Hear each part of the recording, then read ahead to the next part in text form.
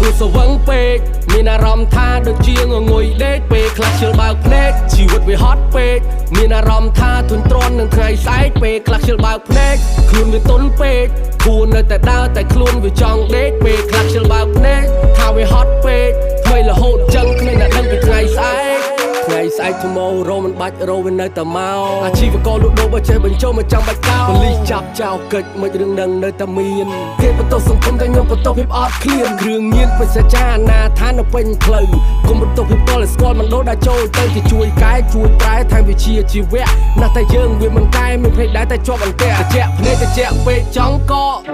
កាត់ចិត្តខ្ជិលចិត្តទាំងសបកខំបន្តឬក៏ចាប់បដោយចង់បដែតដែរតែហេតុមិនអំណោយពេលខ្លះក៏ខ្ជិលបើចង់តែបិទ